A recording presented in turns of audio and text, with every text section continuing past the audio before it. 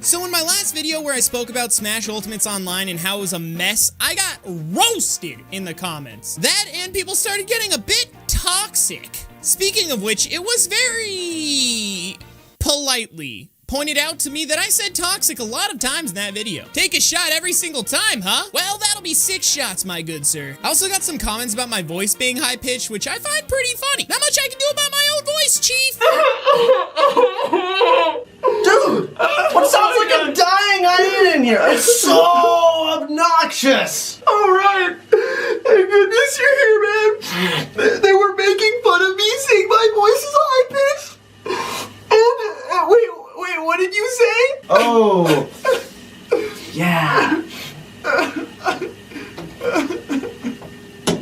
I do just want to clarify though. I do very much welcome criticism on this channel in my videos. I 100% believe that it helps me get better at making these videos in the first place. But these types of comments are just kind of sad and don't really do anything other than breed a bad environment that I definitely don't want on my channel. There were definitely comments that have been positive and politely gave criticism too though. But I think I gave off the wrong impression when making that video talking about Smash Ultimates Online. Looking back at it, I definitely came off as simply a whiny nuisance rather than trying to have a real conversation. The thing was that I wanted to make sure the video was entertaining as well. So I did a lot more roasting to make it funny rather than having more constructive criticism, which in turn attracted a lot more extremely toxic people that didn't take anything lightly and with a grain of salt. I do want to make something else clear though. For the most part, I want to just have fun on this channel with Smash content. And when I make videos poking fun at something about this game, it is mostly intended to come off as satire, such as my most recent video about Nintendo Joy-Cons. I was merely poking fun at Joy-Cons, acting as an elitist who uses GameCube controllers trying to play with the Joy-Cons. But obviously not everyone took it that way, so I did a bad job at implying it was just messing around. What might have been confusing is that video about Smash Ultimates Online was half joking and half serious. So I promise to try harder in the future to be more clear. As well as if you guys do have any suggestions as to how you feel I could do a better job at doing so, let me know in the comments. I am pretty new to the Smash content stuff, and I appreciate everyone that's coming to this channel and deciding to stick around, because I am genuinely having a great time creating these videos. Now back to what I was saying about the lack of constructive criticism in that last video about Ultimates Online. I thought that since there wasn't much of it in the last video, I could give my thoughts and opinions on maybe what Smash could do to improve the online rather than just blindly complain. Also, if you happen to not see the first video I made about the online, I'll link it down below so you guys can catch up on everything that I spoke about. Without further ado, here's how I personally feel the online could be fixed. Let's start with peer-to-peer connections. It does feel a bit insulting that even though Nintendo charges money for their online now, they still don't use dedicated servers, and instead force people to connect directly to each other, which for the most part always results in a delay. So I would immediately switch to dedicated servers. Once that would be fixed, I would dive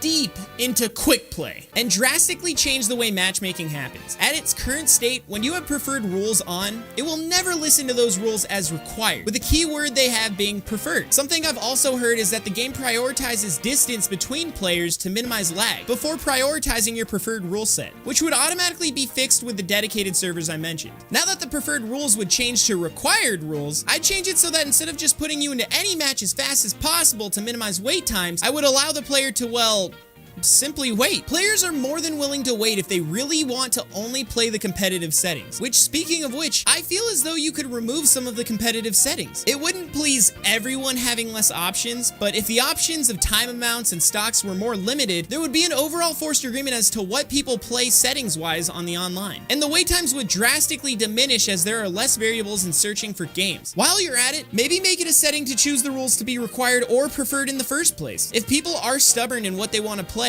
then let them play those specific game modes. But if some people don't care, then they can be the ones that willingly play any game mode, which would fill in some empty spots. Simple changes like these would amazingly change how the online is played, and I think it would please more people. When it comes to battle arenas, I was told that you could just make the lobby 2 players only and just wait for a player to join you. And then you could just play with them as long as you want. Then when you don't want to play with them, or if they're a toxic player, then you could just kick them. And that sounds like an ideal situation for people, right? Well, to me, that's a horrible situation. Because yes, you could just kick whoever you'd like, but that person getting kicked isn't doing whatever they'd like. They would have to continuously search new battle arenas until they themselves would eventually just make their own lobby, as they would just be sick of the constant searching. And if everyone ended up doing that, who would be joining the arenas you created? So when it comes to battle arenas, I just don't think there's much to change about it. Like I stated in my previous video, for friends, it's an amazingly fun mode. Actually, for content creators, it's kind of cool too, because then they could do battles with fans pretty easily. But as a public mode for random people, I just don't see any point in it, especially if quick play was fixed. Now, if quick play was fixed and the wait times to get into games are longer since you're waiting for a match you actually want to play, background matchmaking becomes way more useful. I don't think it should change at all,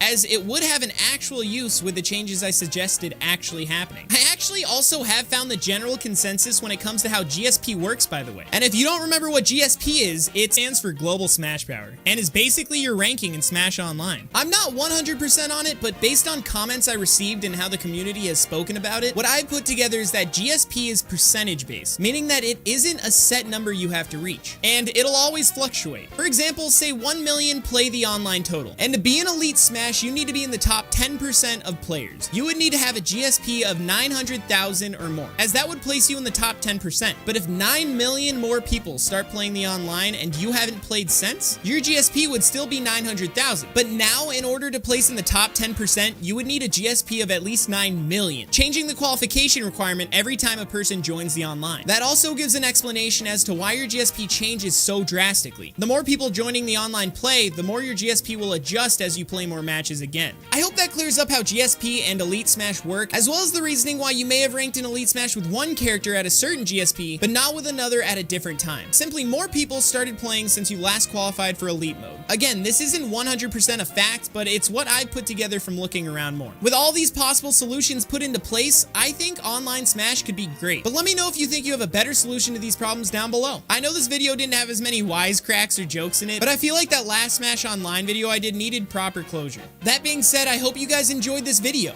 If you do enjoy my videos, feel free to subscribe, as I don't plan to stop anytime soon. And to those that already have subscribed, I'm forever grateful. And as always, I'll see you in the next video. Toxic. Oh, I said it again. You gotta drink up.